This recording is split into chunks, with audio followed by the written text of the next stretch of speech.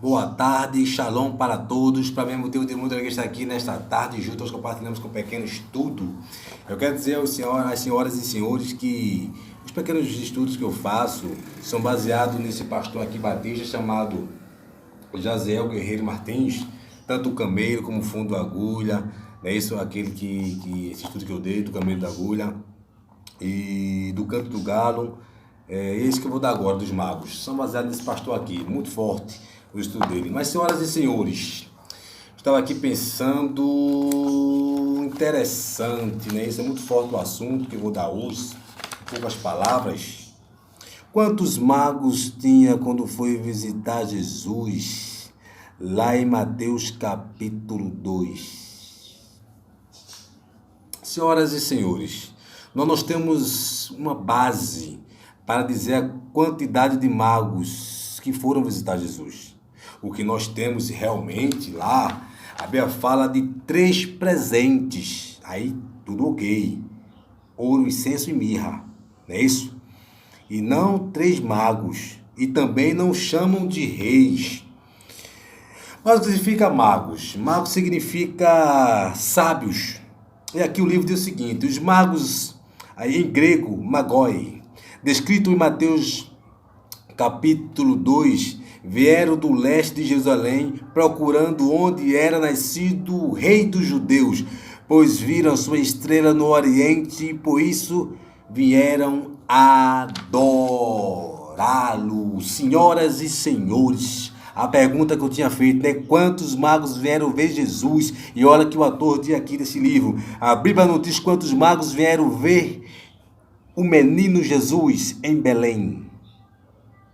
O evangelista Mateus diz que uns magos vieram vê-lo.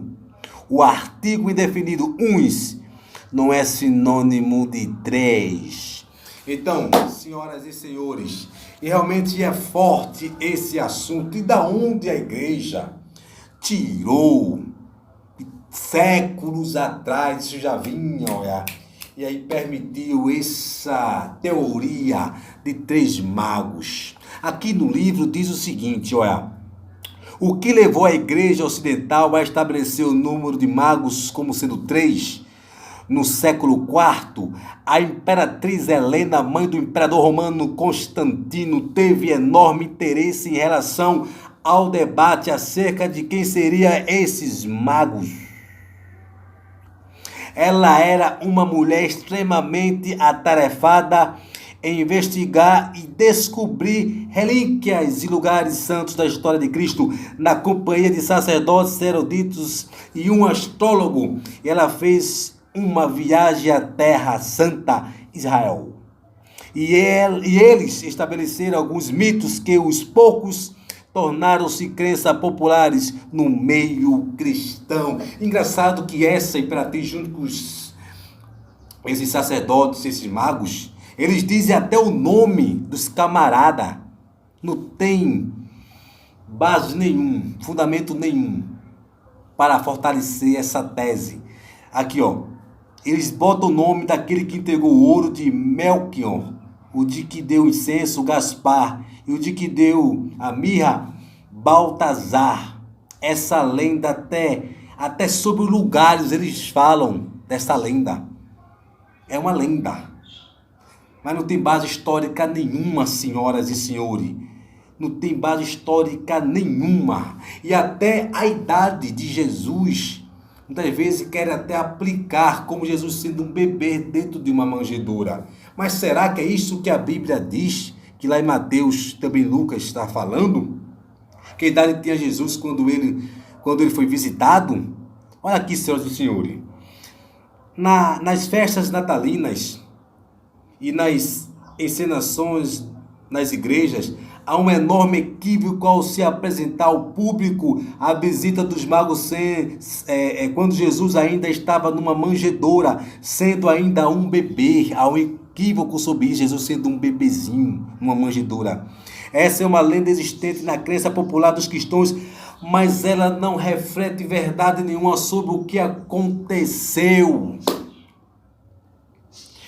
É provável que Jesus já tivesse 2 anos ou talvez um pouco menos quando esses magos vieram visitá-lo. O grande problema do cristianismo ou em qualquer outra religião, olha para cá, é que as pessoas se acostumam a crer na tradição de lendas a respeito dos assuntos que envolvem a pessoa de Cristo, tornando-se cegas e incapazes de raciocinar ou até de pensar em outras possibilidades. Existe, senhoras e senhores, algumas bases sobre isso. Esses magos geralmente dizem que provavelmente eles vieram da Babilônia.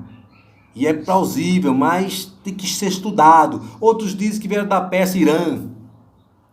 Muito forte isso aí.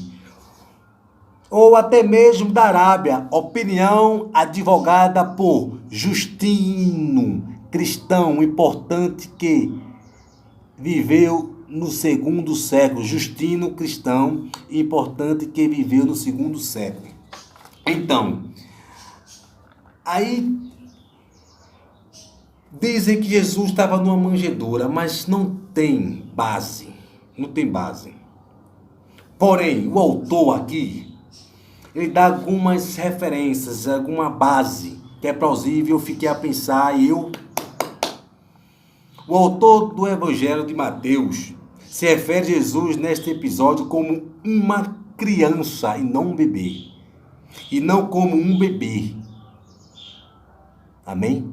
Isso está em Mateus capítulo 2, versículo 7 a 8. Jesus já estava em sua casa em Belém e não mais na manjedoura. Já havia ido a Jerusalém para se apresentar no templo e retornando para casa. Mateus capítulo 2, versículo 11. Senhoras e senhores, se você for na lei de Moisés, lá em Levítico, capítulo 12, do versículo 1 ao versículo 4, fala no templo. Jesus passou por isso. Então, no 42º dia, Jesus foi apresentado no templo. Então, no 8º dia, ele é circuncidado, né?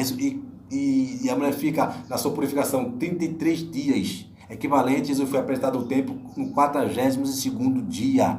Então, ele não estava ali, um bebezinho na manjedoura, não. É forte, isso é bom estudar. A viagem do Oriente, outro ponto muito forte e plausível. A viagem do Oriente a Jerusalém demora vários meses de preparação e vários outros de jornada pelo deserto. Os magos viram a sua estrela no Oriente pela primeira vez, bem antes de visitá-lo, um menino. É forte o assunto. Quando os magos não voltam a Herodes, dando maiores informações acerca do endereço do menino, porque ela pediu isso a eles, o rei mandou matar todos os meninos de Belém de 3 meses para baixo. Não está assim não. De 2 anos para baixo, ou seja, a idade suposta do menino Jesus. Mateus capítulo 2, versículo 6, provavelmente, ele tem aproximadamente 2 anos de idade.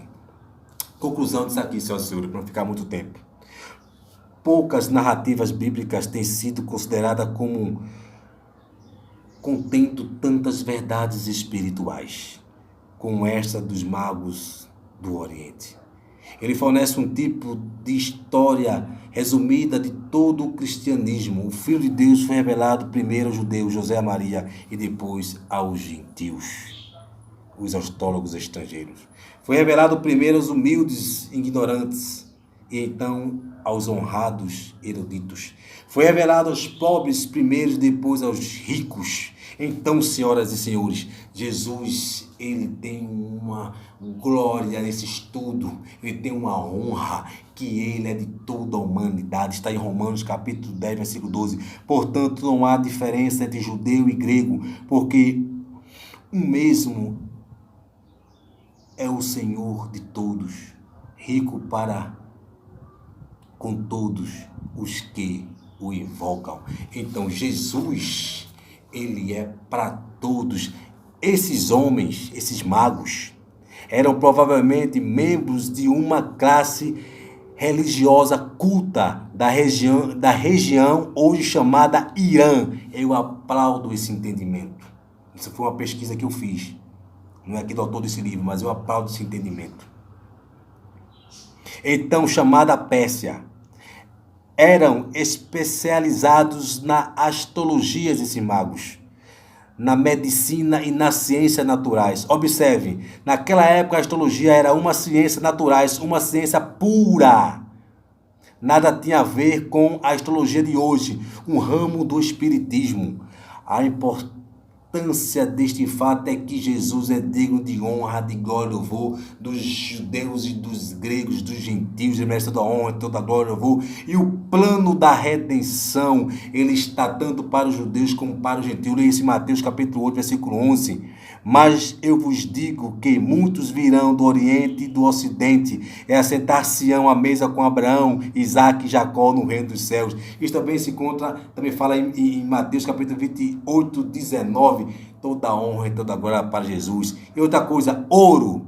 Eita, Jesus, ele recebe ouro. Ele é rei, filho de Davi, símbolo da divindade. Incenso, ele é o sumo sacerdote, filho do vivo, símbolo da santidade.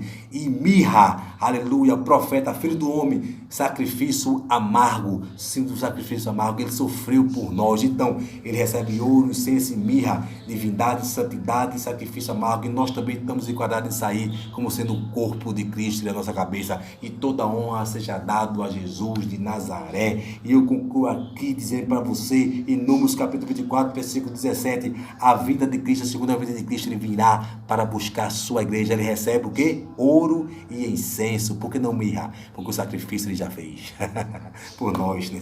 Sacrifício amargo, sofreu na cruz do Calvário, sofreu aqui nessa terra, pela minha vida e pela tua vida. Senhor, termina esse pequeno estudo para a honra do Senhor. Adquira esse livro muito importante, desse Jaziel Guerreiros Martins. Eu estudo muito esse livro e gosto muito porque é plausível, é muito forte. O pastor, que eu acabei de dizer o nome dele, da Batista, ele é muito inteligente, um conhecimento muito profundo.